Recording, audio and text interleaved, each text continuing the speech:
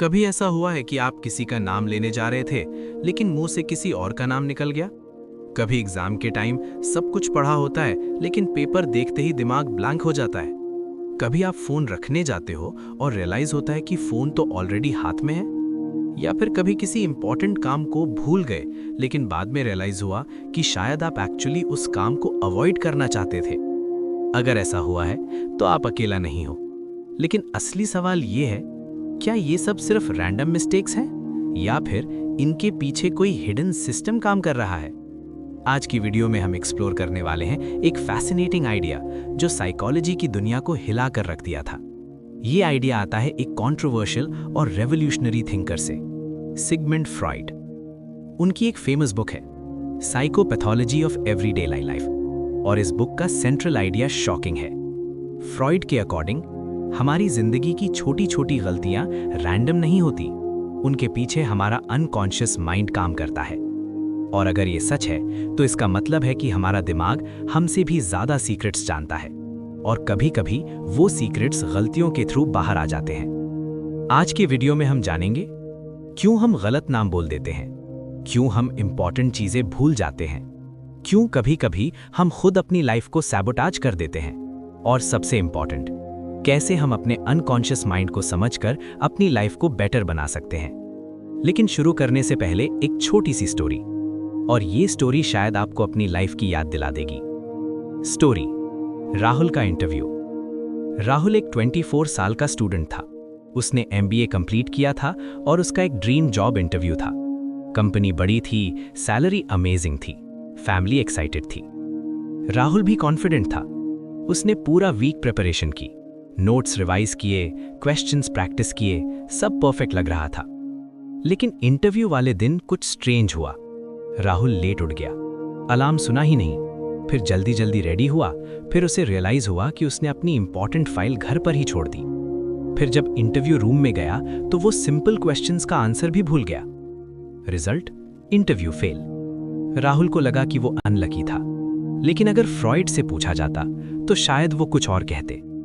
Freud के according ये सब एक्सीडेंट्स नहीं थे।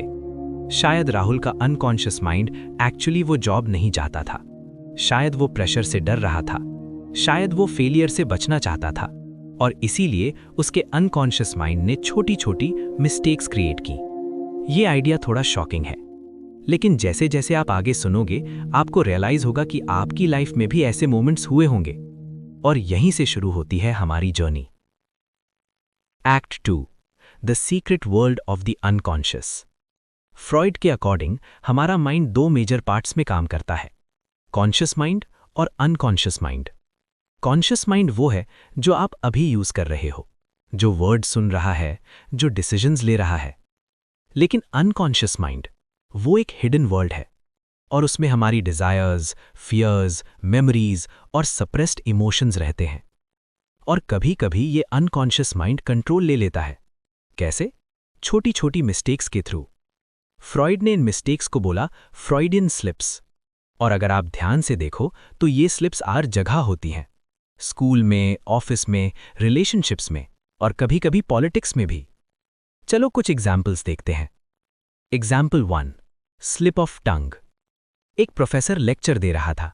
उसे बोलना था आई वेलकम यू ऑल, लेकिन उसने बोला आई अनवेलकम यू ऑल। क्लास हंसने लगी, प्रोफेसर एम्बैरस हो गया। लेकिन फ्रॉइड के अकॉर्डिंग शायद प्रोफेसर एक्चुअली स्टूडेंट्स को पसंद नहीं करता था, और वो हिडन इमोशन स्लिप के थ्रू बाहर आ गया। फनी है ना? लेकिन सच कहूं तो ऐसा हम सबके साथ होता है। कभी आप किसी को सर बोलने वाले होते हो और गलती से भाई बोल देते हो। कभी किसी का नाम याद नहीं आता, और इंटरेस्टिंगली वही नाम भूलते हैं जिससे हम अनकंफर्टेबल फील करते हैं। कोइंसिडेंस? फ्रॉइड के अकॉर्डिंग नहीं। थोड़ा ऑनेस्टली आंसर देना। कभी आपने मैसेज टाइप किया हो और सेंड करने से पहले डिलीट कर दिया हो, और फिर सोचा हो कि नहीं यार रहने दो। क्वेश्चन ये है, क्या वो डिसीजन कॉन्शियस था या अनकॉन्शियस फियर बोल रहा था? सोचो। Example 2, forgetting names.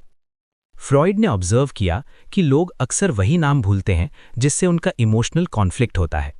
एग्जाम्पल, अगर कोई पर्सन आपको एम्बैरस कर चुका है तो चांसेस हैं कि आप उसका नाम बार बार भूल जाओगे। दिमाग प्रोटेक्ट कर रहा होता है, अनप्लेजेंट मेमोरी को पुश करने की कोशिश करता है और इसीलिए नाम याद नहीं आता। Example 3, losing objects. कभी आपने नोटिस किया है, हम अक्सर वो चीजें लूज कर देते हैं जिससे हम सीक्रेटली अवॉइड करना चाहते हैं। Example, homework diary, office ID card या फिर किसी मीटिंग का पेपर। फ्रॉइड के अकॉर्डिंग ये एक्सीडेंट नहीं होता, ये अनकॉन्शियस रेजिस्टेंस होता है।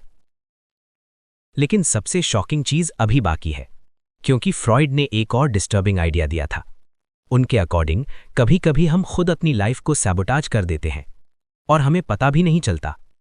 और अगर ये सच है तो इसका मतलब है कि कभी कभी हमारा बिगेस्ट एनिमी कोई और नहीं, हम खुद होते हैं। लेकिन क्यों? इसका जवाब समझने के लिए चलो एक और स्टोरी देखते हैं। Act 3, self sabotage and awareness. Neha का प्रमोशन। नेहा एक कॉर्पोरेट एम्प्लॉय थी, स्मार्ट, हार्ड वर्किंग, और उसका प्रमोशन ऑलमोस्ट कंफर्म था।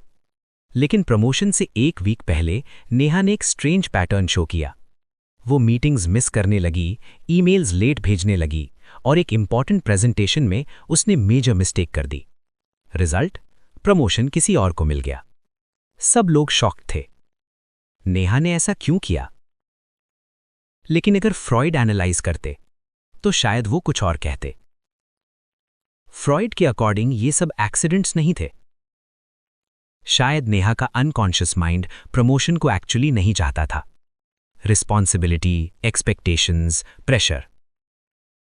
और कभी कभी हम सक्सेस से भी डर जाते हैं और फिर हम अननोइंगली अपनी सक्सेस को डिस्ट्रॉय कर देते हैं। इसे साइकोलॉजी में कहते हैं सेल्फ सैबोटाज। अब एक पावरफुल क्वेश्चन, अगर आप ऑनेस्ट हो तो शायद आपको याद आएगा। कभी ऐसा हुआ है कि आपने अपॉर्चुनिटी मिस कर दी, आपने मैसेज सेंड नहीं किया, आपने एग्जाम प्रिपरेशन डिले की और बाद में रियलाइज हुआ कि शायद आप डर रहे थे। और डर कभी कभी कॉन्शियस नहीं होता, वो अनकॉन्शियस होता है। The real power, awareness. Freud की थ्योरी का सबसे पावरफुल लेसन ये है, अगर हम अपने अनकॉन्शियस माइंड को समझ लें तो हम अपनी लाइफ को चेंज कर सकते हैं। क्योंकि जब अवेयरनेस बढ़ती है तो कंट्रोल भी बढ़ता है, और जब कंट्रोल बढ़ता है तो डिसीजंस बेटर हो जाते हैं। Practical lessons. अपनी मिस्टेक्स ऑब्जर्व करो। कभी कभी गलती एक सिग्नल होती है। अपने फियर्स को इग्नोर मत करो, उन्हें समझने की कोशिश करो। जर्नलिंग करो, अपने थॉट्स लिखो। अनकॉन्शियस पैटर्न्स ग्रेजुअली क्लियर होने लगेंगे। अवेयरनेस बिल्ड करो। यह सेल्फ मास्टरी का फर्स्ट स्टेप है। फ्रॉइड की थ्योरी परफेक्ट नहीं है, साइकोलॉजी में डिबेट भी होती है, लेकिन एक बात पावरफुल है, हमारी जिंदगी की छोटी छोटी चीजें भी मीनिंग रखती हैं।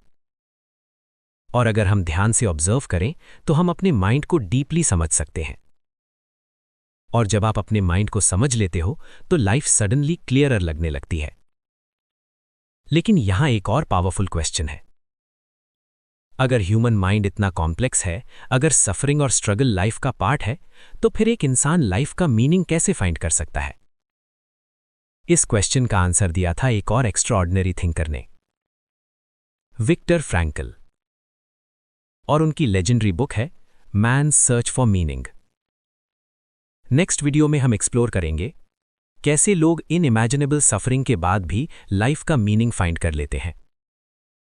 अगर आप जानना चाहते हो कि स्ट्रगल के बाद भी लाइफ मीनिंगफुल कैसे बन सकती है, तो स्क्रीन पर जो नेक्स्ट वीडियो आ रही है उसे जरूर देखो।